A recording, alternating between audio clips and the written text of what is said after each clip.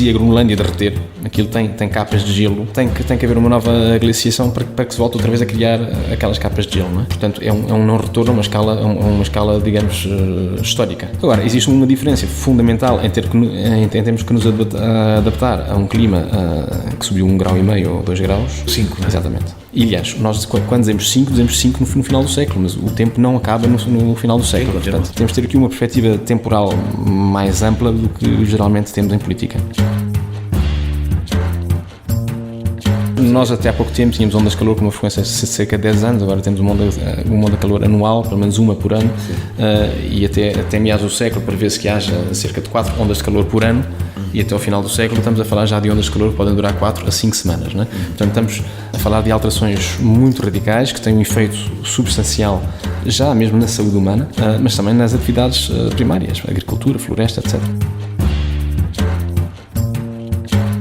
Eu ainda a semana passada ouvi um colega, um climatólogo, dizer que o degelo da Groenlândia poderia implicar uma subida média do nível do mar de 7 metros.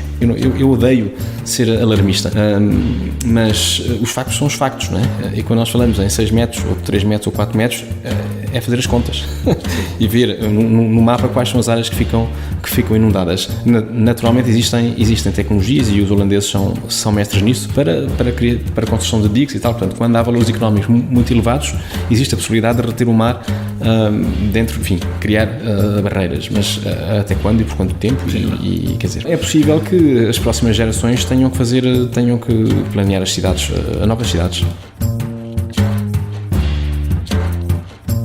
Fomos uma espécie invasora. Quando nós saímos da África, o primeiro processo de extinção em massa causado pelos humanos foi o Out of Africa, não é? Foi a saída do ser humano africano, colonizando o resto dos continentes, onde havia uma série de faunas que não estavam habituadas ao humano.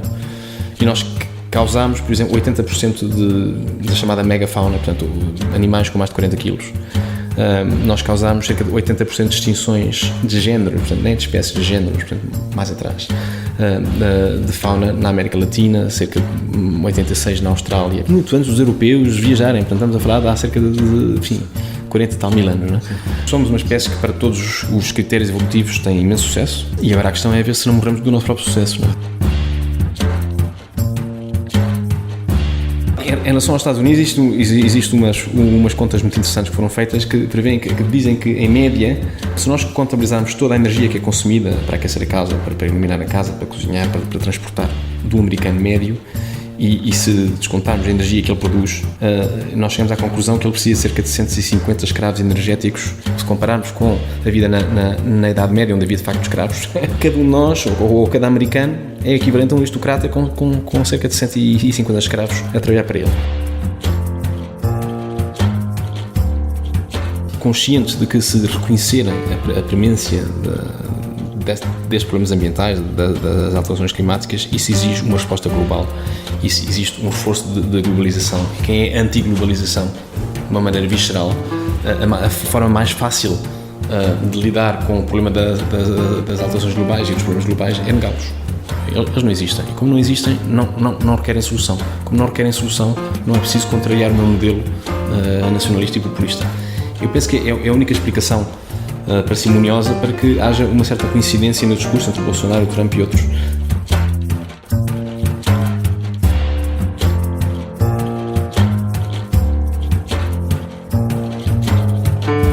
É mais do que uma entrevista, é menos do que um debate.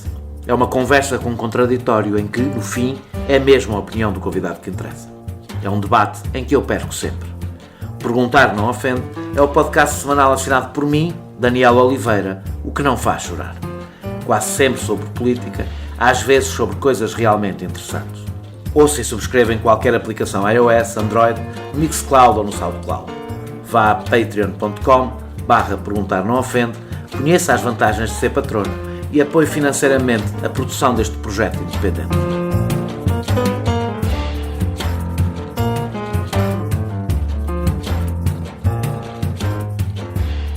Mesmo que a humanidade consiga limitar o aumento da temperatura aos 2 graus desde a época pós-industrial, a subida do nível dos oceanos pode variar entre 36 e 126 centímetros. No caso de mantermos a trajetória em que estamos, o aumento será de 5 graus e a subida do nível do mar pode chegar a 238 centímetros, com a perda de 1.800.000 km² de terra, 20 vezes Portugal. Corresponderia a um êxodo, só por esta via, de 187 milhões de pessoas, sobretudo nas áreas do cultivo do delta do Nilo e no Bangladesh. E este é apenas um dos muitos efeitos do que poderá ser um inferno para os humanos e para as restantes espécies com que partilhamos o planeta. Já passámos a fase das previsões. Já sentimos a subida da temperatura, a redução dos calotes polares e a instabilidade climática com inundações e tempestades, ondas de calor, subidas do nível do mar, invernos mais quentes. O futuro já chegou. Como seria de esperar, as primeiras vítimas das alterações climáticas são os que menos contribuem para elas. Os países que menos poluem são os que estão a sentir de forma aguda os efeitos da catástrofe ambiental. E, mesmo nos países desenvolvidos, os mais pobres sentem de forma mais evidente os efeitos da poluição. Segundo um estudo recente, a exposição à poluição de negros e hispânicos norte-americanos, socialmente mais desfavorecidos, é 56% e 63% superior em relação aos seus hábitos de consumo. Têm um enorme crédito ambiental. Sabendo que os que mais poluem são os que menos sofrem, é difícil ser otimista. Só o sentirão a sério quando for tarde demais. E é por isso que não podemos falar de ambiente sem falar de política, de capitalismo, de desigualdade e de ideologia. Para falar de alterações climáticas, biodiversidade, transição energética, política florestal e tudo o que se relaciona com a urgência ambiental em que vivemos, não podia ter melhor convidado do que o Miguel Bastos Araújo. Licenciado em Geografia em Lisboa, doutorou-se em Londres e é, com 50 anos, investigador coordenador do Museu Nacional de Ciências Naturais de Madrid, investigador coordenador convidado da Universidade de Évora e professor catedrático convidado na Universidade de Copenhaga. Foi editor e membro do Conselho Editorial de várias revistas científicas internacionais e vice-presidente da Sociedade Internacional de Biogeografia. É uma referência científica muito para lá das fronteiras portuguesas. As suas áreas de estudo são a biogeografia, a macroecologia, a modelação ecológica e a biologia da conservação. A biodiversidade é o centro do seu trabalho, as alterações climáticas o centro dos seus interesses. Trabalhou com o painel intergovernamental para as alterações climáticas, foi consultor do Conselho da Europa e dos governos português e espanhol sobre os efeitos das alterações climáticas. Dos muitos prémios que recebeu, o último foi o Pessoa. Filho de exilados e por isso nascido fora de Portugal, também tem um olhar político sobre este tema, que será útil nesta conversa. Muito obrigado, Miguel, por teres aceitado esta conversa. Podes explicar a um não especialista como eu o que é a biogeografia e como se constrói o conhecimento nesta área? Só para... A biogeografia é a ciência que estuda a distribuição da vida na Terra. Começou por ser uma ciência essencialmente descritiva. Temos os grandes heróis da biogeografia, são o von Humboldt e o Russell Wallace, Alfred Russell Wallace, que começaram por descrever, aproveitando a boleia dos navios que iam para as Américas e para a África e para o Sudeste Asiático, partindo desde a Europa, que começaram a descrever pela primeira vez, de uma maneira rigorosa e científica, como se distribuíam os organismos pelo planeta. E foi com grande surpresa que descobriram várias coisas, nomeadamente que há muito mais espécies nos trópicos do que na região temperada, e depois que os padrões de distribuição das espécies, portanto a composição de espécies por unidade de área em cada área difere e está muito limitada por fatores que estão associados à dispersão. Portanto, se um organismo não pode facilmente mover-se de um sítio para o outro, acaba por ficar lá. E depois com a evolução, por se diferenciar de outras faunas e de outras floras. Hoje em dia, eu diria que desde o final do século XX, e que apanha um pouco a minha geração, nós começámos a pegar nestas observações que foram feitas desde os finais do século XVII até o século XX e começámos a tentar dar-lhe coerência e capacidade preditiva, ou seja, sermos capazes de pegar nessa descrição de padrões e, por exemplo, perante um fenómeno de alterações climáticas, prever como é que no futuro as mesmas distribuições seriam. Então, indo ao tema que me trouxe aqui, que são as alterações climáticas, e as suas implicações sobre a distribuição das diferentes formas de vida, exatamente, o que estavas a falar. Começando pelo princípio, o que são as alterações climáticas? É mesmo começar pelo mais básico porque isso nem sempre é claro, mesmo para quem repete a expressão. Talvez comecemos por definir o que é o clima, não é? O clima é uma série estatística meteorológica com mais de 30 anos. com pelo menos 30 anos. Portanto, quando nós nos referimos ao tempo que fez este verão, à meteorologia que vai fazer a semana que vem, isso é o tempo, não é? E o clima é quando existe uma regularidade estatística medida por um período longo que se convencionou ser 30 anos. Portanto, os climas do planeta são, no fundo, regularidades estatísticas de meteorologia que diferem umas das outras. O clima mediterrâneo é caracterizado por verões secos, quentes e secos, e invernos frescos e úmidos. Mas não é assim por todas as partes do planeta. Portanto, nos trópicos, na região equatorial, temos uma temperatura mais ou menos constante e com a água em abundância durante todo o ano, mas uma época mais seca e uma época mais úmida. Portanto, os climas variam. É isso. E que alterações é que, ou seja, quando falamos de alterações climáticas, estamos a falar de um conjunto enorme de coisas, mas conseguistes resumir muito rapidamente o que é que está a acontecer de extraordinário no planeta para que isto seja uma urgência? Sim, o clima mudou sempre, não é? Nunca houve aquilo que se possa chamar um clima estável em escalas evolutivas. Foi um problema, ou seja, Não, foi sempre um problema, quer dizer, nós podemos imaginar o que terá sido as comunidades humanas há 150 mil anos atrás. Sim. Quando pouco depois começou uma época glaciar e eles tiveram que migrar. Houve comunidades, grande coisa, houve comunidades que foram extintas, houve comunidades que tiveram que migrar longas distâncias. As alterações climáticas do passado, de certo modo, determinaram os locais onde apareceu a civilização humana. Portanto, nós temos se olharmos para um mapa e virmos onde é que se distribuem as grandes civilizações pré-clássicas, são todas elas em refúgios climáticos, no Mediterrâneo, na China, no Médio Oriente e na América Central. Todas estas zonas foram zonas que estavam localizadas numa banda de latitude que foi bastante poupada aos ciclos glaciares e interglaciares. Foram áreas que eram sempre habitáveis para sociedades humanas que tinham uma tecnologia reduzida e, além do mais, beneficiavam de fluxos migratórios. Portanto, quando as comunidades do norte fugiram aos ciclos glaciares para sul, encontraram outras comunidades que estavam lá. Portanto, houve uma troca de conhecimento, houve uma troca de tecnologias e estabilidade climática que permitiu que civilizações se construíssem nestas áreas. Portanto, o clima sempre moldou os animais, as plantas, mas também a vida humana. Então, nós temos desde... O que é há de extraordinário agora? Eu penso que o que há de mais extraordinário agora é que quem está a causa por trás das alterações climáticas somos nós. E isso não é um debate científico?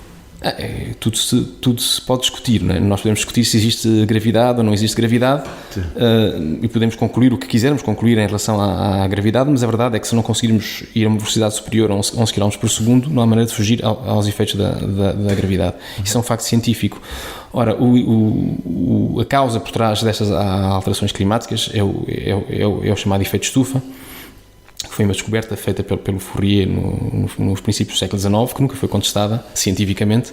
Portanto, existe um mecanismo conhecido, descrito em termos físicos e que é movido, que é, digamos que o driver desse mecanismo são os gases de efeito de estufa, e nós sabemos que existe um aumento brutal, exponencial, desde o final da Revolução Industrial, de concentrações de gases de efeito de estufa. Portanto, existe um mecanismo conhecido, existe um padrão que ninguém disputa, e hoje em dia existem conhecimentos muito mais aprofundados sobre o funcionamento da atmosfera, sobre o funcionamento dos oceanos e como é que os oceanos controlam a atmosfera, etc.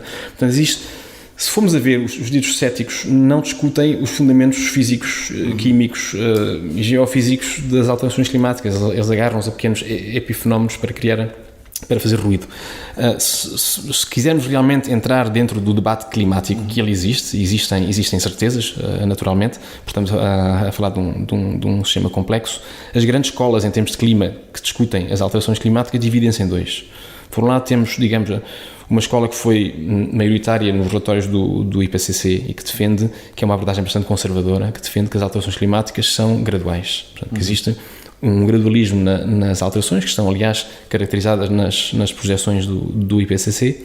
Existe uma outra escola, que diz que as alterações não são graduais, não vão ser graduais, vão ser abruptas a partir do momento em que se ultrapassa aquilo que em inglês se chama o tipping point, não é? O ponto de não retorno, a partir do qual... E esse ponto de não retorno Bom, isso discute-se, não é? Quer dizer, não há ainda um consenso, mas até há pouco tempo acreditava-se, por exemplo, que o degelo da Groenlândia aconteceria para finais do século, e hoje há quem diga que em 2022 acabaram os gelos permanentes na Groenlândia. Porquê? Então, 2022 é agora, não é? É agora, portanto é daqui a pouco tempo. Vamos ver se de facto será em 2022, se é em 2023, etc. Mas quer dizer, há efetivamente este debate. E em que escola é que tu tens? Eu não sou climatólogo, portanto eu observo, eu não estudo o clima como objeto de análise direta. Eu utilizo os outputs, os resultados que os climatólogos fazem para estudar impactos na biodiversidade. Portanto, eu penso que a realidade ultrapassa largamente os modelos do IPCC mais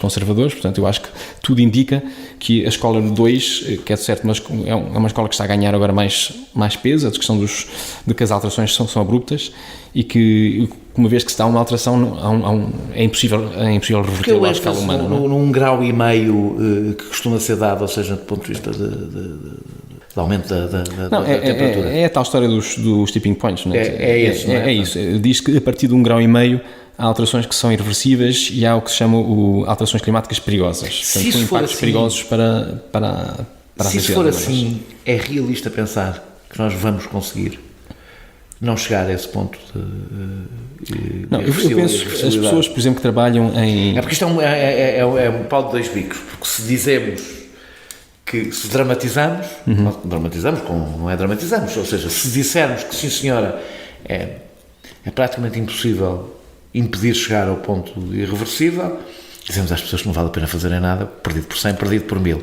Por outro lado, se queremos ser rigorosos, por isso é que eu faço esta pergunta sem saber, e não sei de facto se Não, eu penso que... Tu achas que é possível? Eu penso que uma coisa é dizer que as alterações climáticas são abruptas e que a partir daí que se chega a um novo estádio, a um não retorno. Se eu percebo, o não retorno tem a ver com os efeitos. São cumulativos e a dada altura... Para serem travados. Se a Groenlândia derreter, aquilo tem capas de gelo de vários metros, tem que haver uma nova glaciação para que se volte outra vez a criar aquelas capas de gelo, não é? Portanto, é um não retorno a uma escala, digamos, histórica. Sim. Uma escala histórica. Agora, existe uma diferença fundamental em termos que nos adaptar a um clima que subiu 1,5 grau ou 2 graus, e 2 graus já é bastante. Há um clima que subiu 5, não é? Exatamente. E, aliás, nós quando dizemos 5 no final do século, mas o tempo não acaba no final do século. E continua provavelmente a aquecer. Exatamente. Portanto, quer dizer, temos que ter aqui uma perspectiva temporal mais ampla do que geralmente temos em política. É possível fazer previsões sobre as alterações climáticas para o território português? Vamos ser um deserto, o nível do mar vai subir, teremos de ir todos viver para a Serra da Estrela, ou seja, há alguma capacidade de fazer previsões sobre o impacto no território português? E se há, qual é? E são feitas, não é? Eu penso que, de grosso modo, eu diria que os dois fatores mais preocupantes são uma tendência para aumento de temperatura média, a que tem associado a si também uma tendência para aumento de frequência, intensidade e duração de ondas de calor. Pronto, neste momento estamos a fazer uma entrevista. Exatamente. Eu tendo sofrido a onda de calor de 2013 em França, onde morreram 15 mil pessoas, e tendo sofrido algumas ondas de calor, por exemplo, do ano passado aqui em Évora, eu sou particularmente sensível. Uma onda de calor dura 5, 6 dias, nós estamos a chegar ao final do 5º, 6º dia já completamente exaustos. Sim, nós lembramos que foi o verão. Exatamente. O verão do ano passado, percebemos aquilo que durou quase 2 semanas, insustentável. Nós até há pouco tempo tínhamos ondas de calor com uma frequência de cerca de 10 anos, agora temos uma onda de calor anual, pelo menos uma por ano, e até meados do século prevê-se que haja cerca de 4 ondas de calor por ano, e até ao final do século estamos a falar já de ondas de calor que podem durar 4 a 5 semanas, não é? Portanto, estamos a falar de alterações muito radicais que têm um efeito substancial já mesmo na saúde humana, mas também nas atividades primárias, agricultura, floresta, etc. Não é? Portanto, vamos ser um deserto? O sul de Portugal vai ser um deserto? Eu penso que vale a pena olhar para Eu sei que estou a fazer aquelas perguntas que não se fazem aos cientistas, mas Não, mas quer dizer, uma simplificação. A biogeografia trabalha justamente a isso, não é? Como é que os biomas se alteram e se relacionam com o clima, e o que eu estou agora ando a trabalhar é justamente na identificação dos tais tipping points que existem, não é? Que existem. Não me recordo exatamente o número, mas, por exemplo, a nível global, com uma precipitação que anda por volta de 135 milímetros por ano, mais ou menos do que esse tipping point pode definir a existência de um deserto ou de um sistema semiárido, portanto, com faunas diferentes, com floras diferentes, etc. Portanto, às vezes realmente é um número mágico, não é? Que determina a transição entre um sistema e outro. Portanto, nós ainda não fizemos essa análise para Portugal, mas o normal é que haja uma subida de biomas que existem no Norte da África, que irão ocupar grandes zonas da metade sul da Península Ibérica, incluindo Portugal, não é? Portanto, sim. Eu ouvi, já não me lembro quem, não consigo citar quem foi a pessoa, alguém dizer que devíamos pegar no Montado e no Sobreiro e começar a pô-lo na beira e mais para cima, porque ele não sobreviverá aqui no Alentejo. Pois, no longo prazo é possível que não sobreviva. O que se passa é que as árvores adultas têm muito mais a capacidade de resistir a uma alteração do clima do que as árvores pequenas, não é? Portanto, geralmente o que acontece, as alterações podem não ser necessariamente abruptas em termos de paisagem, porque podem haver basicamente uma incapacidade de recrutamento de novos indivíduos, não é? Portanto, não há o nascimento de novas árvores durante algum tempo, e enquanto as velhas forem morrendo, isso durante umas décadas, pode haver efetivamente uma alteração de paisagem. Isto se não houver eventos de mortalidade massiva com eventos extremos, não é? Portanto, ondas de calor que durem 5 semanas, como aquelas que eu referi há pouco, que nós não estamos de todo habituadas a elas, isso pode ter umas consequências dramáticas, e de um ano para o outro haver efetivamente uma alteração de paisagem, porque aí morrem mesmo árvores adultas.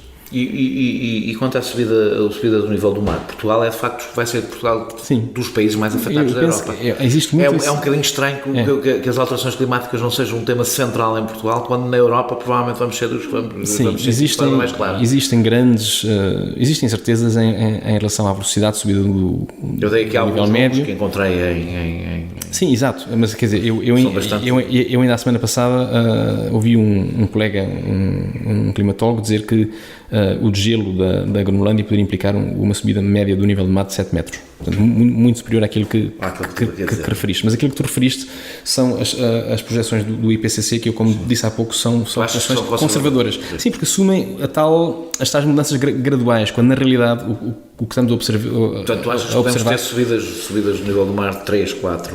mais? Eu não estudo esse tema, sim, mas havendo... alterações abruptas, de gelos abruptos, isso podemos ter assim, injeções de água no mar muito superiores em quantidade e velocidade àquilo que estava previsto. Portanto, eu não sei se são 3 metros, são 4 ou 5 ou 6 ou 7, porque eu não estudo isso, né?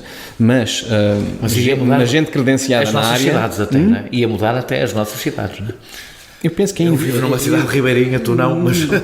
Pois, eu penso que hoje em dia existem poucas dúvidas de que muitas cidades, isto parece assim, eu odeio ser alarmista, mas os factos são os factos, não é? E quando nós falamos em 6 metros, ou 3 metros, ou 4 metros, é fazer as contas e ver no mapa quais são as áreas que ficam inundadas. Naturalmente existem tecnologias, e os holandeses são mestres nisso, para a construção de diques e tal. Portanto, quando há valores económicos muito elevados, existe a possibilidade de reter o mar dentro, enfim, criar barreiras, mas até quando e por quanto tempo? E quer dizer, e não podemos cercar o mundo inteiro. Eu penso que é possível que as próximas gerações tenham que planear as cidades, novas cidades.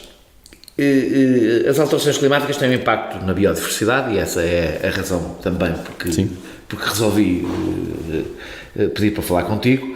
No entanto, esta ideia pode ser demasiado abstrata para as pessoas. Falemos dos efeitos práticos. Que impactos podemos esperar nas próximas décadas na produção de alimentos e no tipo de doenças que ocorrem em Portugal, por exemplo? Enfim, em termos de alimentos, nós temos que pensar que vamos ter, por um lado, aumento de temperaturas em Portugal e redução de precipitação. Não só redução de precipitação em termos médios, mas também uma maior assimetria na distribuição dessa precipitação. Ou seja, teremos períodos onde chove muito e teremos períodos mais longos onde chove pouco. E isso cria desafios em termos de, por exemplo, em termos de produção agrícola, de armazenamento de água, e em certos casos, no caso de secas prolongadas, mesmo de existência de água para a produção de alimento. Eu às vezes questiono porque é que Portugal não está a pensar em sério na questão da salinização da água. Em Espanha já há cerca de 8 milhões de pessoas que bebem água do mar, e é um país que neste momento é líder internacional na tecnologia. Não sei se está à frente, mas já é um setor exportador. Sim. Portanto, eles desenvolvem tecnologia, exportam para a Austrália, para os Estados Unidos, portanto, criaram um setor industrial forte.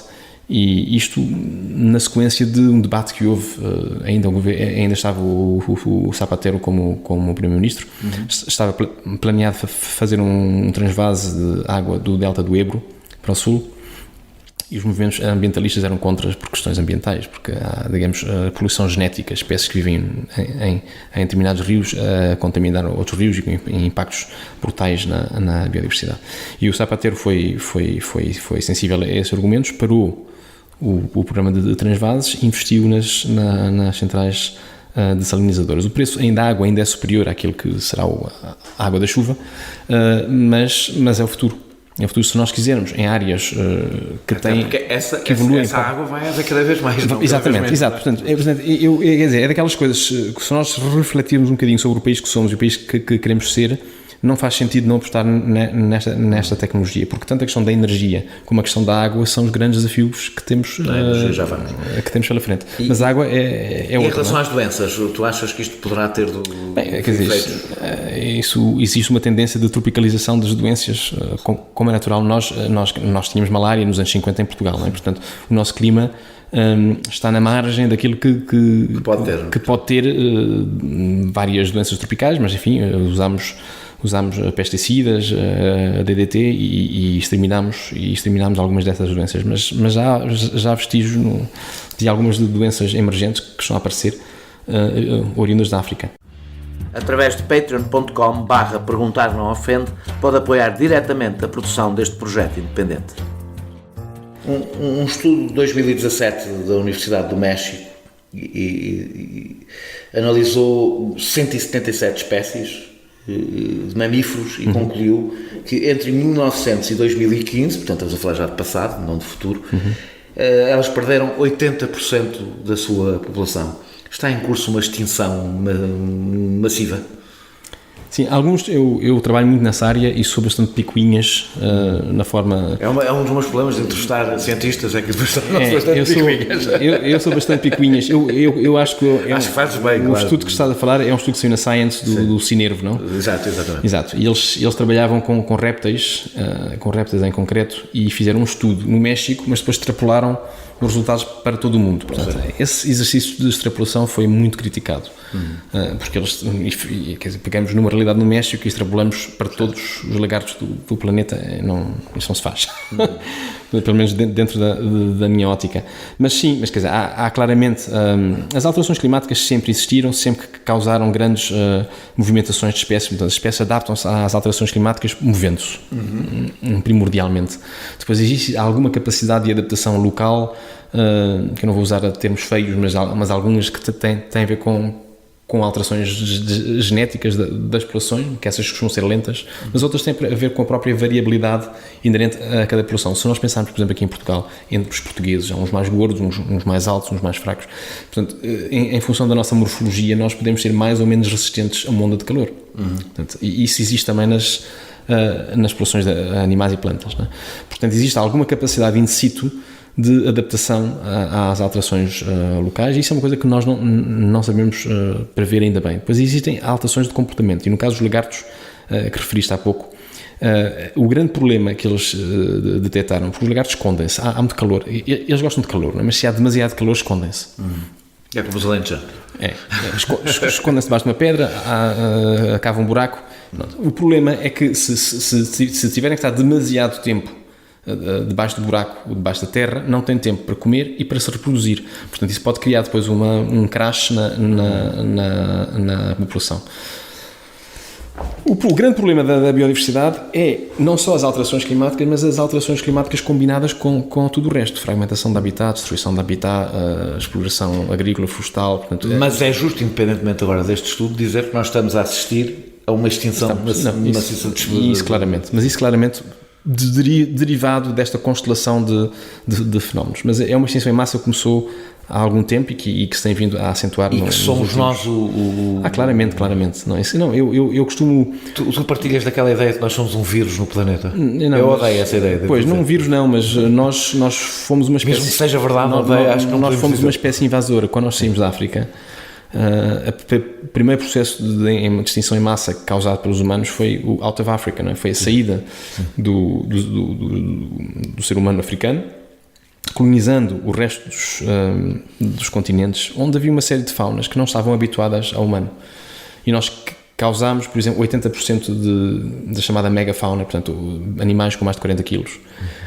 Nós causámos cerca de 80% de extinções de géneros, portanto, nem de espécies, de géneros, portanto, mais atrás, de fauna na América Latina, cerca de 86 na Austrália, portanto, isto muito antes vorazes, não é? Muito antes dos europeus viajarem, portanto, estamos a falar de há cerca de 40 e tal mil anos, não é? Somos vorazes, não é? Somos uma espécie muito, muito poderosa, temos um cérebro muito poderoso, temos uma capacidade de adaptação extraordinária.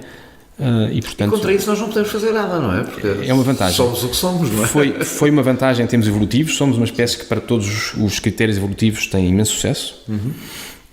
E agora a questão é ver se não morremos do nosso próprio sucesso, não é? Exato, não nos tramamos. O combate às alterações climáticas tem várias frentes e uma delas é as alterações, aliás, falaste da produção de energia. E eu quero fazer duas perguntas, ou seja, um dos grandes problemas, sempre que começamos a falar de energias alternativas, é que rapidamente alguém nos diz que aquela não é uma boa solução. É verdade que o lítio, que tem sido um tema bastante, em Portugal tem sido um tema recentemente, é verdade que a energia nuclear, e eu gostava que desse a tua opinião sobre a energia nuclear, aproveito já para te pedir essa opinião, e até é verdade com as eólicas, que parecido com as barragens, nós sabemos qual é o efeito, o enorme, brutal impacto ambiental que têm as barragens, e parece que também agora também se põem problemas com as eólicas que têm a ver com as aves, que é um assunto que provavelmente até és mais sensível do que outros. Portanto, eu gostava pelo menos que desse a tua opinião sobre a questão das eólicas e as aves, se há forma de proteger as aves e continuar a produzir essa forma de energia, e a tua opinião sobre o nuclear. Se me permites, eu daria um passo atrás. Porque quando nós falamos de impactos da humanidade no planeta, na biodiversidade, eu penso que há 3 variáveis a considerar. E há umas mais importantes que outras, mas nós estamos a focar apenas numa delas. Uma delas tem a ver com o aumento demográfico. Nós estamos com 7 mil milhões, somos demais. Estamos quase a chegar aos 8 mil milhões de habitantes no planeta. Aliás, é engraçado que estava a ler um livro o outro dia de um colega, de um cientista, que falava, isto foi um livro que foi publicado em 2009, e ele falava, estamos a chegar aos 6 mil milhões. Bom, entretanto já estamos a chegar aos 8 mil milhões, portanto em 10 anos, não é? Isso é que eu não sei como é que se resolve. Pois, e as projeções ninguém sabe, não é? Porque pode haver um desenvolvimento económico que leve a uma transição demográfica, portanto quer isto dizer que vamos todos a burguesar e chega uma altura onde as pessoas querem ter poucos filhos, e portanto e aí passamos a ter outros problemas. Mas aí reduz-se os efetivos. Portanto, alguns cenários prevêem que haja... Rapidamente aparecem pessoas como eu a dizer como é que se paga a segurança social. Exatamente. Portanto, temos por um lado um cenário que prevê que em cerca de 2050 haja uma queda demográfica, mas depois há outros que dizem que não é assim, que podemos chegar aos 14 mil milhões no final do século. Portanto, existe uma grande incerteza, mas existe uma trajetória extraordinária de evolução da população humana que é claramente insustentável. Quando se começou a falar disso nos anos 70, os marxistas diziam, não, mas o problema não é os quantitativos humanos, mas sim a repartição da riqueza, portanto, que se traduz no consumo per capita, porque há pessoas que consomem muitas e há outras que consomem poucas. Isso não é mentira. Isso não é mentira. Não é mentira? Não é mentira do todo. É verdade que existe esta assimetria. Já dei aquele número em relação aos Estados Unidos, e é verdade. Em relação aos Estados Unidos, existe umas contas muito interessantes que foram feitas que prevêem, que dizem que, em média, se nós contabilizarmos toda a energia que é consumida para aquecer a casa, para iluminar a casa, para cozinhar, para transportar, do americano médio, e se descontarmos a energia que ele produz, nós chegamos à conclusão que ele precisa de cerca de 150 escravos energéticos para fazer a sua vida normal. Portanto, que no fundo somos todos uns aristocratas, quer dizer, se compararmos com a vida na Idade Média, onde havia de facto escravos, portanto, nós somos, cada um de nós, ou cada americano, é equivalente a um aristocrata com cerca de 150 escravos a trabalhar para ele. Portanto, temos de facto, existe essa assimetria muito grande, mas também é verdade que globalmente, e estas contas assim, as que interessam à escala planetária, as globais, nós passamos desde a Revolução Industrial para cerca de 20 gigatoneladas, gigajoules de energia consumida per capita para 80. Nós neste momento estamos a consumir cerca de 80, portanto subimos multiplicamos por 4 o consumo. Portanto, não há uma redução de consumo per capita, há um aumento. Portanto, se combinarmos aumento demográfico com aumento de consumo per capita, que não está a diminuir, nomeadamente porque a China cresceu muito em termos económicos e quer ter os padrões de consumo que nós temos. É um debate muito difícil. Exatamente. Tenta explicar aos indianos. Não, exato. É um debate muito complicado. Mas não porque nós paramos para onde cada um ficou. A terceira variável, isto no fundo isto é uma equação, não é? Temos por um lado demografia pura e dura, número de pessoas, por outro lado o consumo que cada pessoa faz e depois lá o que é que vai consumir em concreto. Se a nossa energia se vem do petróleo ou do carvão, portanto que emite CO2, ou se é solar, mas portanto que requer o lítio, portanto temos aí há jogo para a tecnologia, digamos que tentar minimizar um bocadinho. E a sensação que nós temos é cada vez que parece que uma coisa é boa, alguém nos vai explicar que é péssimo. E em última análise a questão é que estamos a encontrar soluções que têm que servir uma população gigantesca e em crescimento e com aumentos de padrões. Não vai haver um holocausto, né? Nós queremos que exista. E esta é a população, não é? A questão é que nós temos 3 variáveis e nós atuamos timidamente na variável 3, que é a variável sobre a tecnologia que vamos usar, que tem repercussões eventualmente sobre o consumo per capita, porque há algumas coisas que podem ser mais eficientes do que outras, mas no fundo isto são pequenas afinações, digamos assim, numa equação de 3 termos. Onde o impacto... Mas onde o terceiro termo é incontrolável. Tu não podes controlar a população. Não tens como. Não. Bem, os chineses fizeram, não é? Com certeza. A não ser que a gente queira viver no regime chinês, eu dispenso. Pois. É que fizeram uma ditadura. Eu não tenho solução para isso. Nenhuma democracia poderia pôr a política de um filho. Sim, mas isto leva-nos à questão de que o Jared Diamond escreveu um livro muito interessante sobre, no fundo... a queda das civilizações. Refere um exemplo que me parece que é uma analogia à nossa realidade, que é a Ilha de Páscoa. A Ilha de Páscoa tinha um sistema de monarquias primitivas e com o tempo o prestígio, digamos, dos monarcas era medido pelo tamanho das estátuas que eles eram capazes de construir. Estátuas essas que eram construídas com recursos naturais das ilhas, nomeadamente árvores. Chegou uma altura onde as árvores começaram a desaparecer, porque eles tinham cortado todas, e pronto, os monarcas eram impelidos a não construir estátuas, ou construir estátuas mais pequenas, mas isso retirava-lhes prestígio e fazia com que outros conquistassem o poder e manifestassem o seu poder através dessas ditas estátuas, até que a civilização acabou. Portanto, eles não foram capazes de parar, não é? Eles estavam numa dinâmica de civilização com uma série de valores, e não foram capazes de parar e o resultado foi a extinção dessa civilização. Mexendo nos parafusos deste terceiro elemento, mesmo que ele não seja muito... gostava que me desse a tua opinião, quer sobre o nuclear, quer sobre este problema das aves e da eólica, até porque a eólica parecia ser, apesar de tudo, de todas as possibilidades, das mais inofensivas. Não, eu penso que não podemos prescindir da eólica de maneira nenhuma. E há formas de evitar que isso tenha efeitos? Sim, por exemplo, eu penso que temos que estudar, mas há eólicas em território, em ambiente terrestre, não é? Portanto, e sabemos que grandes aves de rapina têm uma obsessão e procuram essas ventoinhas e muitas vezes morrem ali. Portanto, isso tem que fazer alguma coisa, tem que se descobrir alguma solução, ou fazendo ruído, ou espantando as aves. Algo pode e deve ser feito mesmo com o dinheiro. Em relação ao nuclear, eu não creio que estejamos em condições de abandonar o nuclear de um dia para o outro. Não creio que estejamos em condições. Não temos ainda as alternativas todas no lugar.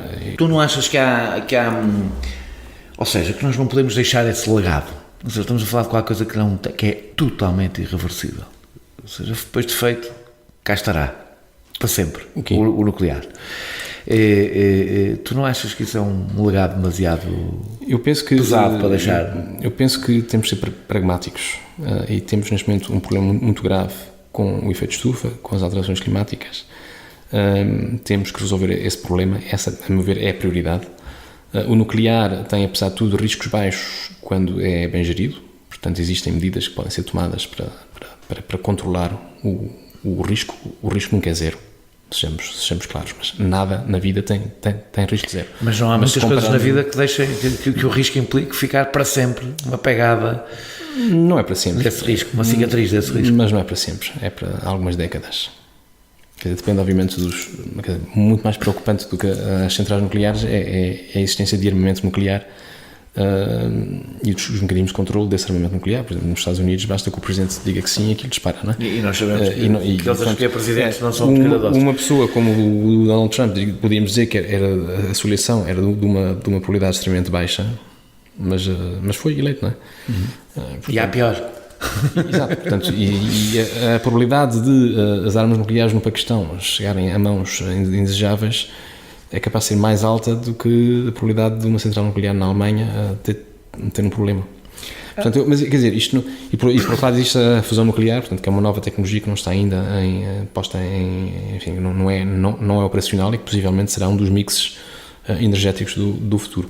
O que nós não podemos é dizer não queremos o carvão, não queremos o petróleo, não queremos o nuclear, quer dizer, só o vento neste momento, só o vento e o solar ainda não é suficiente. E o solar também levanta problemas, não é? E o solar levanta problemas ao nível do armazenamento também e de outros componentes que são usados. Portanto, não há nenhuma solução ideal, não é? Não há nenhuma solução ideal. Além do controle de emissões de gases de efeito de estufa, seria possível contrabalançar o aquecimento com uma política de florestação adequada. As espécies utilizadas para essa florestação são importantes? É a primeira pergunta que tenho de fazer. Por exemplo, é irrelevante florestar com eucalipto ou com montado? O que é que devemos exigir em Portugal? Este é um problema bastante importante para o país. Bem, em termos genéricos, começa-se a falar nas soluções baseadas na natureza, por oposição às soluções baseadas na tecnologia para a sequestração de carbono, portanto, para a captura de carbono e retenção desse carbono no solo ou na biosfera. Eu pessoalmente penso que ambas as soluções são necessárias, ou seja, podemos trabalhar com a natureza, podemos e devemos, mas é possível que num caso de emergência tenhamos também que nos socorrer da tecnologia. Respondendo à tua pergunta, eu penso que a questão, mais do que a escolha da espécie, é o tipo de gestão que se faz. Se o objetivo é a sequestração de carbono, por exemplo, não faz sentido plantar uma árvore que depois é cortada para entrar no ciclo económico, porque esse ciclo económico depois queima, depois acaba por soltar outra vez o carbono capturado nessas árvores para a atmosfera. Depois há uma grande parte. Tu achas que há um fetiche contra o eucalipto? Espera, mas antes de chegar lá, por exemplo, mas depois há uma questão que tem a ver com a própria distribuição do carbono na árvore. O eucalipto, por exemplo, tem raízes que não são de grande profundidade, comparadas, por exemplo, com o sobreiro ou uma azinheira. Cerca de 2/3 da biomassa de uma azinheira ou de um sobreiro é debaixo do solo, não é? Mesmo que se corte a azinheira e o sobreiro ou que arda, aquela parte que ficou retida em raízes e que depois se decompõe e que se transforma em solo é carbono que fica retido. Portanto, existem eventualmente algumas diferenças ao nível das árvores, mas existe sobretudo ao nível da utilização que se faz. Portanto, plantar uma floresta de eucalipto para reter carbono não faz sentido, porque depois isso é transformado em papel e o papel depois acaba por ser usado e eventualmente queimado numa lixeira, não é? Portanto, o carbono regressa outra vez à atmosfera. Portanto, tu achas que o eucalipto não é um fetiche contra o eucalipto, porque o eucalipto é um problema, o excesso de eucalipto, estamos sempre a falar de excessos, não é? Eu estive na Austrália, onde vi eucaliptos no seu ambiente natural e são árvores fascinantes, e também vi oliveiras na Austrália a ter um comportamento invasor, quer dizer, portanto, exóticas e invasoras, não é? Eu penso que o problema do eucalipto tem a ver, por um lado, com a sua distribuição, com a forma como é plantado que Portugal está a atingir níveis. E por outro lado, a própria gestão dos eucaliptais. Depois há quem diga, que não é. Mas há quem diga uma coisa que me parece que é verdade, que os eucaliptais são mais bem preservados que todo o resto, por uma razão, porque tem uma função económica. Claro. E é muito difícil nós ignorarmos isso, ou seja, dizer às pessoas plantem carvalhos ou plantem, e as pessoas dizem, mas o que é que eu faço com eles? Ou seja, é muito difícil numa economia de mercado ignorar que uma coisa que não dá rendimento dificilmente será mantida pelos humanos, a não ser que seja mantida pelos Estados, não é? Claro. E é aí que a questão política e ideológica entra. Eu penso que a questão dos eucaliptos é possivelmente mais complexa do que aquilo que nos permite o tempo que nós temos. Sim. Mas não é nem tão mau nem tão bom quanto argumentam. Tu achas que, Parte a parte. que resolveu encontrar uma besta negra que é o eucalipto para tentar facilitar o debate sobre a floresta? Eu penso que muitas das zonas que são dadas como áreas florestais não são florestais. Portanto, não são áreas com aptidão florestal, nem por eucaliptos, nem por outra coisa qualquer. Agora, com a tendência para o aumento de frequência de ondas de calor, a probabilidade de incêndios vai aumentar. Portanto, temos sistemas de ocupação do solo com elevada quantidade de biomassa arbórea. É um problema. É um problema. E eles vão desaparecer, quer queiramos, quer não. Porque eles aparecem por nós ou desaparecem ou a natureza acaba com eles. Quer dizer, o eucalipto encontra em Portugal, nomeadamente na zona noroeste de Portugal, condições, e oeste, também no sul também, condições climatéricas extraordinárias para o seu crescimento. E é por isso que é uma área mas com o clima a mudar, essas condições vão se alterar. Portanto, vamos ter condições suboptimais para o crescimento do eucalipto em algum tempo. Isso, conjugado com os incêndios, fará com que, dentro de algumas décadas... Que este debate seja um debate do passado. Exatamente. Vamos falar de política. Como disse, o impacto das alterações climáticas fez sentido de forma mais destruidora em países que têm menos contribuído para ela. Exatamente. Como recentemente observamos, por exemplo, em Moçambique. Não parece que Moçambique contribua grande coisa para as alterações climáticas, e mesmo os países mais desenvolvidos, também como dei o exemplo, são os mais pobres, que mais sentem os efeitos da poluição e para o qual menos contribuem. Já falámos disto. O capitalismo é a principal ameaça à sustentabilidade do planeta? Qual é a alternativa? Vamos por partes. Não, é que, pois... Porque quando tu falaste da população, eu podia ter feito a mesma pergunta. Qual é a alternativa? Claro. Portanto, a minha pergunta é, se é, nós podemos concluir que uma coisa é um problema e não temos alternativa para ele.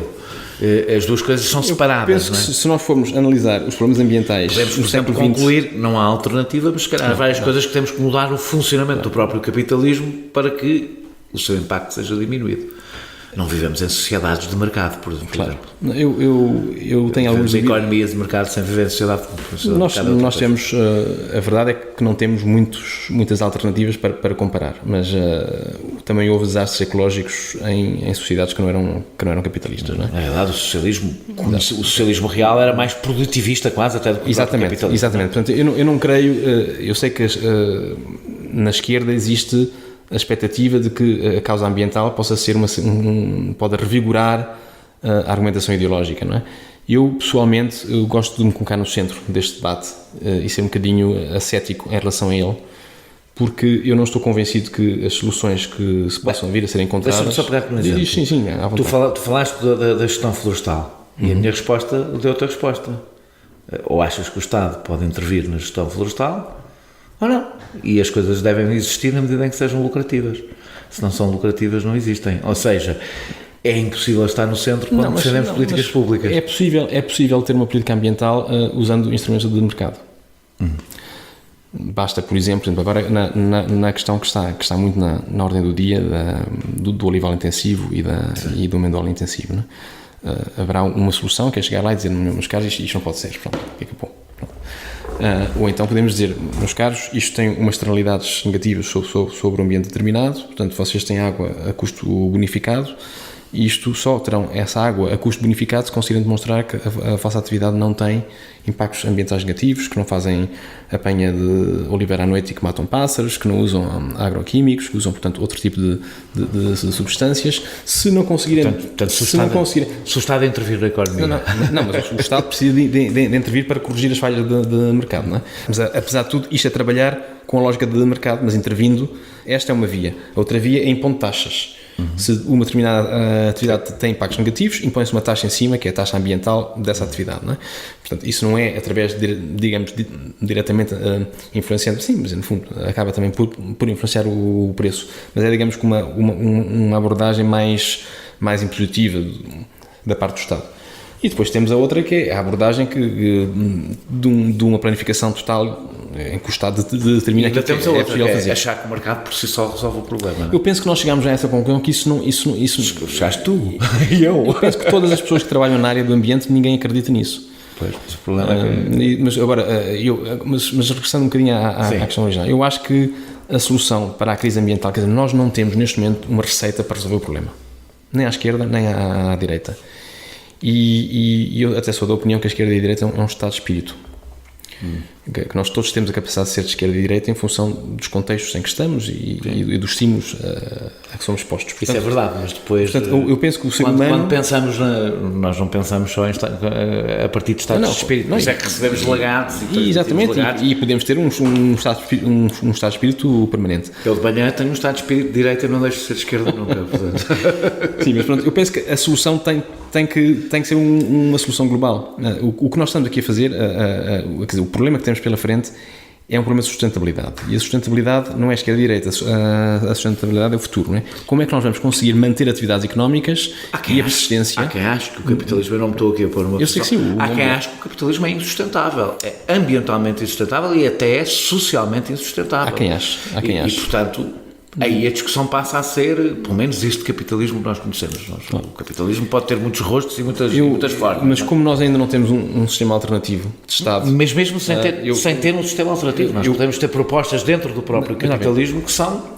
Antes de começarmos a entrevista, se me permites, estávamos a falar nos movimentos verdes, não é? E eu disse que há um filósofo australiano que, tentando pôr ordem nos movimentos verdes, separou, digamos, dois eixos da análise. Um é os valores, não é? Os valores verdes. Queremos ter água limpa, ar puro, e são valores que são já universais, que qualquer força política, com o mínimo de bom senso, que nem sempre existem, mas enfim. Com exceção do Trump e coisas semelhantes. Não é preciso ir mais longe. Aqui em Madrid eu fiquei estupefacto quando o PP, ganhando as eleições municipais em aliança com os partidos de direita, resolveu reverter a política do município anterior, do que se chama Madrid Central, que pretendia basicamente abolir os carros ou restringir os carros numa amêndoa central de Madrid. Portanto, isso não é uma questão de política de esquerda e direita. Londres tem isso. Por acaso acho que é. Mas não quer dizer que governos de direita, porque as coisas não se separam. Não quer dizer que governos de direitas não as apliquem. Ou seja, há vezes que há áreas onde o pensamento de esquerda é dominante e, portanto, entra no espaço da direita e o oposto. Agora, a limitação à liberdade individual de andar de carro, impondo políticas públicas, é uma coisa... Se quiseres, vamos pôr a tua expressão, é um estado de espírito de esquerda, mesmo que a direita, em determinados momentos, a aplique como a esquerda aplica, como nós sabemos. Eu acho que isso tem a ver com o planeamento urbano e bom senso, e tanto pode ser aplicado por pessoas com estado de espírito de direita e de esquerda. Aliás, empiricamente, isso é demonstrável. Temos cidades como Londres, onde isso foi aplicado, e Londres não é propriamente uma cidade assim de esquerda, não é? Enfim. Mais que o Reino Unido. Sim. Mas estávamos a falar... Estávamos a falar dos movimentos, os movimentos ecologistas separavam-se na conversa que por um lado os valores e por outro lado as medidas que são necessárias implementadas digamos que para chegar para realizar esses valores, não é? E eu penso que aí é que há de facto um debate enorme e eu acho que esse debate tem que ser feito e é muito mais interessante que tanto a esquerda como a direita se entre no debate acordando nos valores, nos grandes princípios gerais, porque são princípios de humanidade. O fazer o como. O como. Mas isso eu também acho que essa é que vai variar. Essa é que é a diferença da esquerda e da direita, é o como. Mas o debate tem que ser feito a esse nível. Portanto, é um disparate que alguma direita negue os problemas porque não tem soluções para resolver, porque no fundo é o que se passa em Madrid, é o que se passa em outros sítios, onde existem algumas franjas, alguns movimentos de direita que negam o problema. Há aquela velha frase que o ser humano só faz as perguntas para as quais já tem resposta, não é? Portanto, ou a política só faz, não é o ser humano, a política só faz as perguntas para as quais já tem resposta. Mas o que nós pedimos aos políticos, quem trabalha em ciência faz diagnósticos, identifica problemas, eventualmente e contribui com respostas, mas quer dizer, quem tem que tomar decisões não são as pessoas que trabalham em ciência, não é? E se não conseguirmos mudar o sistema para salvar as pessoas da miséria e da fome, mantendo, aliás, nesta mesma lógica, porque é que haveríamos de conseguir mudar agora para salvar o planeta? Ou seja, nós temos... Eu acredito muito aí o meu raciocínio é completamente de esquerda e dificilmente mudará. Acredito muito na correlação de forças, na importância do impacto social que as coisas têm para que existam respostas e que nunca aconteceu a humanidade sentar-se de repente e ficar muito preocupada e perceber que tem um problema e junta-se toda e resolve o problema. Ou seja, que é preciso que os problemas afetem o poder para que o poder responda a eles. Em democracia temos a enorme vantagem do poder ser afetado por coisas que não afetam a elite. Mas a verdade é que o exemplo da fome é exatamente um bom exemplo, que era bastante mais fácil de resolver do que aquilo que estamos para frente. E a verdade é, se nós concluirmos que os últimos que vão sentir os efeitos das alterações climáticas são os países ricos, e dentro deles os últimos que vão sentir são as pessoas ricas, e que são estes que têm o poder para resolver, uns e outros, para resolver o problema, como é que achas que a gente vai conseguir desatar este nó? Eu penso que a questão da fome acaba por... É verdade que é global e é verdade, mas eu penso que acaba por ser percepcionado pelas elites como um problema dos outros, não é? Eu não tenho fome, são os outros que têm. E se tiveres uns padrões morais elevados, podes te preocupar com isso, ou se tiveres uma pressão política forte, podes também te preocupar com isso. As alterações climáticas é diferente. As alterações climáticas também que é um problema dos outros. Por enquanto. Eu penso que quando começarem a aparecer ondas de calor de 5 semanas em Portugal, afeta a todos, ricos e pobres, não é? Naturalmente, quem tiver uma casa com ar-condicionado e confortável, com a melhor construção, afeta menos, mas a qualidade de vida será afetada, a capacidade, a economia será também afetada, portanto, eu penso que não Achas que há uma tendência para a democratização da catástrofe, vamos pôr a coisa assim? Eu penso que sim, é um problema global, com implicações globais, com impactos globais. Como tu disseste, é uma situação que nós nunca tivemos que lidar, não é? Como sociedade global, porque o advento de uma sociedade humana global é recente, não é? É uma coisa muito recente.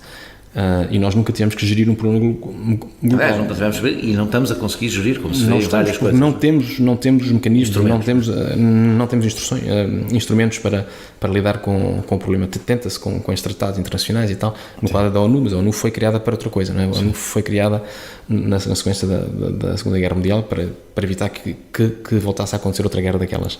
Nós estamos neste momento, isto é uma situação diferente, não é? O que nós precisamos, no fundo, eu costumo dizer que precisamos de 3 coisas. Por um lado, precisamos de uma governação global, criar mecanismos de governação global que não existem. A âncora seria a ONU, obviamente, mas precisaria levar uma reforma profunda e teria que haver alguma transferência de poderes dos Estados para a ONU. E eu sei que isto é muito complicado, porque toda a lógica da democracia liberal assenta no conceito de soberania, e a soberania reside nos Estados, não é? E no conceito de comunidade. E no conceito de comunidade que está associado à soberania, portanto isto implica certo modo... Eu sou muito pessimista em relação a isso. Eu sei. Mais do que pessimista. Eu estou consciente que isto é heresia. Eu consigo compreender o racional do que tu estás a dizer, consigo encontrar... É que o racional impõe-se. Consigo encontrar a profunda convicção de que o resultado disso será menos poder do povo e, portanto, mais poder de quem apenas trata de si, porque é quem tem mais acesso ao poder mais distante. As democracias avançadas... Ou seja, acho que seria uma excelente receita... Mas é que as democracias avançadas não são democracias basistas, não é? São democracias onde existe... Mas que existe proximidade. Existe proximidade, mas existem poucos graus de liberdade. Ou seja, um Estado de Direito tem uma série de normas, uma série de leis, e o político não pode fazer o que quiser, não é? Faz as coisas dentro deste marco. Isso foi um legado que construiu muitas mortes, muitas guerras. Exatamente. Através da construção de Estados. Mas o passo à frente em relação a essas democracias que têm um Estado de Direito é uma democracia onde há graus de liberdade que são limitados também pelo conhecimento científico. Ou seja, uma pessoa não pode fazer os disparates que quiser. O que o Trump está a fazer não deveria ser possível fazer numa democracia avançada. Porque havendo um determinado nível de evidência de que há coisas que não se devem fazer, essas coisas não se devem fazer, devem ter um valor legal, não é? Portanto, o papel da ciência na democracia, de certo modo, retira, se aumentar, e eu acho que deve aumentar, retira graus de liberdade ao político e às pessoas, não é? Portanto, eu acho que nós temos níveis de poder local, temos níveis de poder regional, em alguns casos nacional, interregional, como é o caso ou internacional da União Europeia, e falta-nos algo supranacional. Por exemplo, quando o Bolsonaro decide que vamos cortar a floresta amazónica, né?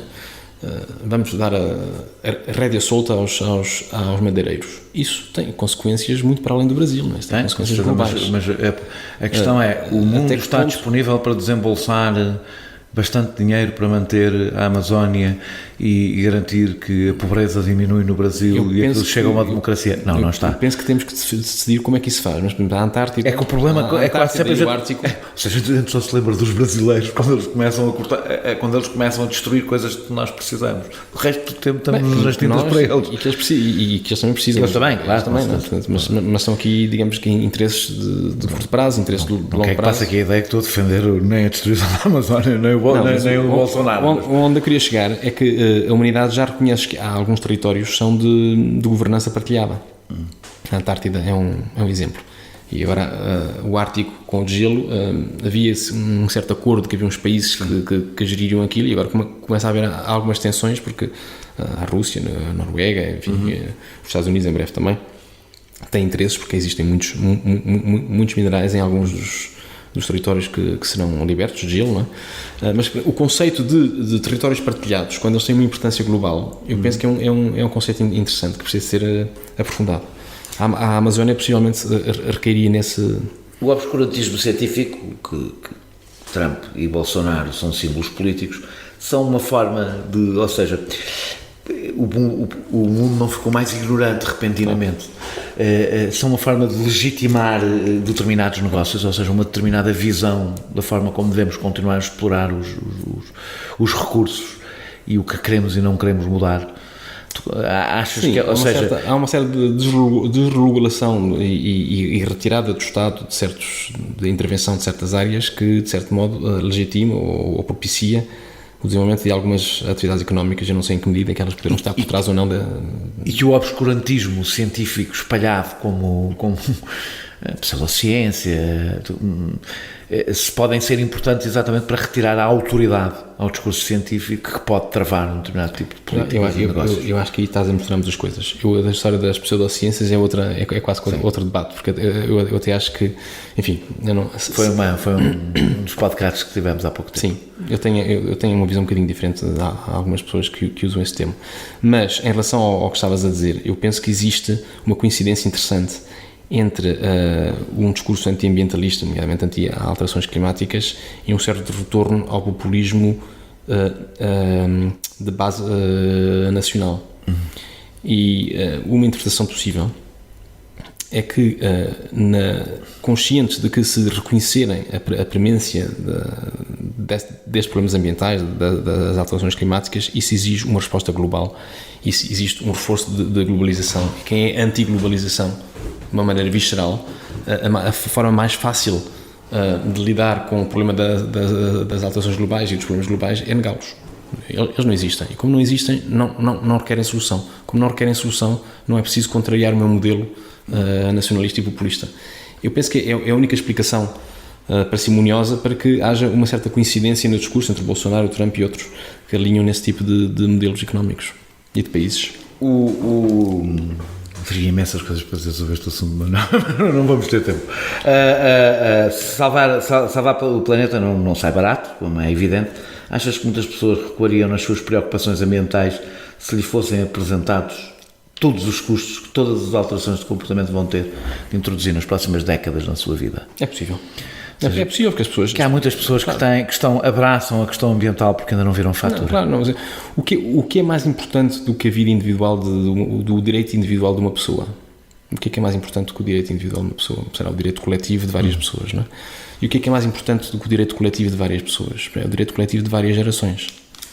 Portanto, eu acho que estamos aqui, uma vez que começamos a pensar em sustentabilidade, estamos a acrescentar a dimensão de tempo. E estamos a interiorizar um conceito de civilização que vai para além da vida dos que estão cá, não é? E eu penso que isso é o que é intrínseco ao conceito de desenvolvimento sustentável e implica níveis de moralidade bastante elevados, não é? Não estamos só a preocupar-nos connosco próprios, com os nossos vizinhos, estamos a preocupar com os que hão de vir e que não estão ainda cá. E aí também a importância de dar a voz aos mais jovens, não é? É verdade, mas há um problema. Do outro dia estava a ler, já não me lembro quem que dizia exatamente isso. A democracia foi feita, por isso é que é democrática, dá voz aos vivos, aos contemporâneos. Exato. Para resolver o problema dos contemporâneos. E eu não tenho a certeza que a democracia seja capaz de resolver o problema das gerações, a não ser que tu consigas convencer os cidadãos, e isso ao contrário do que algumas pessoas pensam, não tem a ver com o nacionalismo e o populismo. Tem a ver com um problema real, que é, não é fácil de convencer as pessoas a prescindirem de resolver, a prescindir dos seus problemas, a pensar, não é nos seus filhos ainda conseguem, não é nos seus fácil, netos ainda sim. conseguem. Agora, em pessoas que não existem. Claro. E isso, talvez, a ideia de que se globalizarmos isto, a coisa se resolve, não, provavelmente só se resolve se desdemocratizarmos isto. E esse é um debate difícil. Mas isso, pronto, isso é o debate puramente político. E eu, como disse há pouco, eu não creio que exista uma receita para resolver o problema.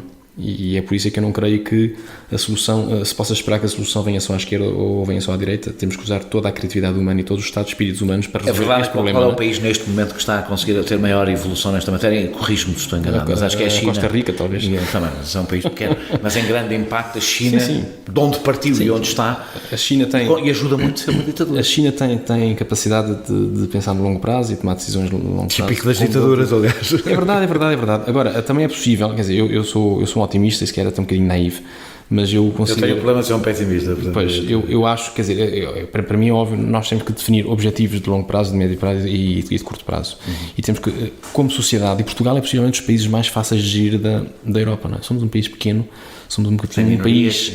Sem minorias nacionais. Exatamente, portanto, é um país com uma coesão cultural forte, religiosa forte, portanto, é um país fácil de gerir, comparativamente com outros.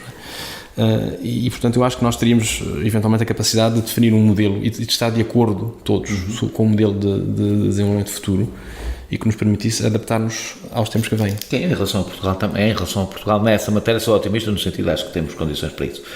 Este mês o Parlamento Português aprovou uma declaração de estado de emergência ambiental. No mesmo dia, exatamente no mesmo dia, chumbou uma recomendação para tornar Portugal neutro do ponto de vista de carbono até 2030 e outra para fechar as centrais a carvão até 2023 e mantém as prospecções de gás na costa. Achas que a preocupação ambiental política é sincera ou que estamos apenas a assistir a uma espécie de esverdeamento estético da política portuguesa? E existe bastante inconsequência nas políticas ambientais portuguesas. Eu sou da opinião que a política de ambiente devia ser uma política transversal a todos os ministérios, uma espécie de ministro, como o Ministro das Finanças tem o poder de vetar qualquer política ao nível setorial que transcenda os objetivos do Orçamento de Estado e pode incluindo o poder de alterar os objetivos estabelecidos em Orçamento de Estado. Sim, hoje o Ministro das Finanças é, na verdade, o Primeiro-Ministro. Não é o Primeiro-Ministro que é Ministro das Finanças, é o Ministro das Finanças que é Primeiro-Ministro. Mas tem esse poder e, de certo modo, entende-se, porque nós temos objetivos também e temos que ter um comportamento financeiro de acordo com as regras europeias, enfim, as contingências de estarmos... A próxima vez convido para fazermos um programa só para falar da Europa e discordarmos profundamente. Sim, mas em termos de ambiente é a mesma coisa, porque não faz sentido nós efetivamente declararmos uma emergência ambiental ou temos uma política setorial terminada e depois em agricultura, floresta, fazemos uma coisa totalmente diferente, não é? Ou energia, etc. Portanto, eu penso que deveria haver, a política de ambiente tem que ser uma política, é uma política de Estado, é uma política transversal de todos os setores. Ou o Primeiro-Ministro é o Ministro do Ambiente e tem então essa capacidade, ou então tem que criar um super-ministério do Ambiente que seja também, que tenha capacidade de veto e que tenha capacidade de influenciar outras políticas de outros ministros. Ora, isso não aconteceu, como a verdade é que a política de ambiente tem vindo a perder peso sucessivamente nas últimas décadas. Só ganhou agora com a entrada, mas por portas travessas, com a entrada da energia no Ministério do Ambiente, e foi por portas travessas, não foi por lá pelas incompatibilidades do Ministro. Mas enfim, eu sou otimista e estou convencido que isso vai mudar com o tempo. Achas que há uma pressão eleitoral e política dos jovens? Por um lado, e por outro lado eu penso que vai se tornar cada vez mais patente de que, da mesma maneira que a economia gera casa, a ecologia é a ciência da casa, não é? Portanto, e não se conseguem separar as duas coisas. Como é que tu olhas para a pressão do movimento da greve internacional estudantil pelo clima? Achas que tem uma utilidade real ou é só folclore? Eu acho que tem uma utilidade, para começar, para eles próprios. Para os próprios? Para os próprios, porque gera um envolvimento cívico e político. Uma identificação com o problema. Uma identificação com o problema. Eles estudam o tema desenvolvem narrativas, constroem as narrativas. Portanto, em termos de escola de formação cívica e política, é extraordinário. Portanto, eles estão a aprender a ser políticos e cidadãos empenhados. Portanto, esta é a futura geração de... Que vai chegar ao poder. Exatamente. Portanto, eu penso que terem feito esta escola é extraordinariamente importante para eles. Por outro lado, também influencia, eu acredito que influencia o discurso do status quo, não é? Portanto, ter aqueles jovens, aquelas crianças que são filhos de alguém, com aquelas posições em casa, também acabará por influenciar os pais. Não é? Tu achas que a questão ambiental vai ser uma questão central no debate político? Eu penso que já é. Eu penso que já é uma questão central, e os políticos que não, e os partidos e os políticos que não conseguirem entender isso E no entanto, têm os descontados. E, no entanto, tu tens casos como é que o Donald Trump chega a presidente dos Estados Unidos, ou seja, há sempre nestas alterações movimentos e contra-movimentos. Claro, ou seja, exatamente. Quando há uma radicalização, e radicalização por vezes é bom, por exemplo, nesta questão, é importante haver uma radicalização, sente-se uma radicalização na resistência. Sim, mas o Trump e outros, eles cavalgam as batalhas da identidade, não é? E quando há crises de identidade, por exemplo, porque há a percepção de que existem excesso de imigrantes numa determinada comunidade, isso pode ser explorado politicamente, portanto, e gera os discursos que o Trump gerou. Agora em Espanha o Vox timidamente também foi por aí, na Hungria, Polónia, etc. Na Alemanha também está a aparecer. E portanto, isso são outras batalhas, não é? Portanto, mas vê-se que na Alemanha, quando tivemos por um lado um certo aproveitamento de alguns movimentos de extrema-direita desse discurso identitário, também houve um aumento brutal de votos em partidos verdes, não é? Portanto, eu penso que existem todos estes movimentos estão a acontecer ao mesmo tempo. São, por um lado, um resultado da globalização, portanto, uma reação negativa à globalização. E, por outro lado, há a necessidade de mais globalização, portanto, e são tensões sociais. Eu acho que o debate sobre globalização tem um problema, que a palavra globalização é neutra, e a realidade não é neutra, portanto há muitos tipos de globalização, assim como há muitos tipos de resistência. Eu diria que a globalização tem uma conotação negativa, não é? Porque foi uma globalização exclusivamente económica. Mas o que eu refiro quando falo de globalização, eu falo que a económica existe, é a globalização política. Sim. Se fosses Ministro do Ambiente, quais seriam as tuas prioridades e como as implementarias? Ou seja, qual é que achas que são em Portugal? A minha pergunta não é se és candidato a Ministro do Ambiente. Não sou, não. Imagino que não. A minha pergunta é: quais é que achas que são em Portugal, especificamente, as grandes prioridades do Ministério do Ambiente? Eu penso, por um lado, temos a questão da transição energética e a economia circular, que já está, aliás, na ordem do dia. Eu, como tenho um background de ambiente, possivelmente tentaria a todo custo antecipar as metas que foram anunciadas. Acho que 2030 é tarde. Eu tentaria fazer já isto em 2022, 2023. A Dinamarca, por exemplo, foi capaz de o assumir, portanto, com metas muito mais em cima das datas atuais. Por um lado é isso. Por outro lado, temos que ter uma política de adaptação às alterações climáticas que não temos. Nós temos que ter urgentemente medidas, por exemplo, ao nível de urbanismo, que estejam, que prevejam ondas de calor. Temos que ter uma política muito mais séria em termos da racionalização do uso da água. Temos eventualmente que ponderar seriamente a entrada na indústria, nomeadamente com capitais nacionais em indústrias existentes, ou de salinização. Portanto, estudar a sério essa questão, porque o Algarve e o Alentejo terão situações no futuro muito graves em termos de disponibilidade hídrica. Temos que pensar em termos de urbanismo, de ordenamento do território. Temos que identificar as áreas que vão estar debaixo de água dentro de algumas décadas. Não vale a pena continuar a construir, eventualmente a pensar na construção de barreiras. E depois eu levaria muito mais a sério a política de conservação da natureza, que foi algo que nós não falámos aqui nesta entrevista. Mas começa-se a falar neste momento que, perante a incerteza que existe e a nossa incapacidade demonstrada de lidar com os problemas globais, nós teríamos que aumentar de uma maneira substancial as áreas naturais. um bocado como política de segurança, não é? Como nós não temos nenhuma garantia que vamos conseguir gerir isto e que vamos criar sociedades sustentáveis, ao menos tenhamos uma grande parte do planeta em estado natural para eventualmente poder usá-lo se for necessário, não é? Nós temos já uma área global protegida a rondar os 30%, que algumas delas estão protegidas apenas no papel, portanto haveria aqui efetivamente ver a gestão dessas áreas de uma maneira mais séria, mas eu seria mais bold, não é? Eu iria mais longe e eu teria uma meta de 50% do território nacional reservado para áreas de conservação. Isso não teria um efeito para aquilo que costumamos chamar o interior, que é basicamente tudo que não é Lisboa e Porto e mais algumas coisas. Exato. Não teria um efeito terrível?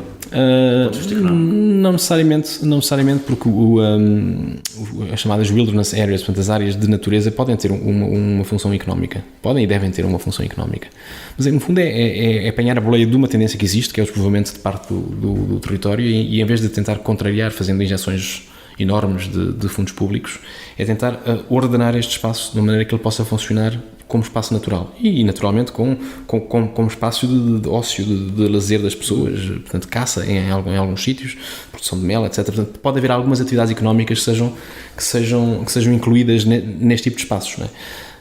Mas eu penso que temos a capacidade de fazer, porque existe um despovoamento de parte do país, portanto isto é verdade para a Espanha, para Portugal e para outras áreas da Europa. E é um movimento que está a começar a ter algum peso internacional. Aqui em Portugal ainda não se fala, mas isto, o pai da biologia moderna, o avô, assim, o Ian Wilson, que está vivo ainda, ele escreveu um livro há pouco tempo, né, que em inglês é Half Earth, portanto, que defende justamente isso, né, que se preserva metade do planeta como política... Que não seja só metade dos países pobres, não é? Depois, exatamente. Ainda que é nesses países onde há mais biodiversidade também, não é? Portanto, teria até alguma lógica, mas isso seria ser feito com transferências massivas de recursos. Muito obrigado, Miguel, por teres aceitado este meu convite. Um prazer. Nós regressamos para a semana com outro convidado. Este episódio teve a produção de João Martins, pesquisa de Filipe Vala, música de Mário Lajinha e ilustração de Vera Tavares.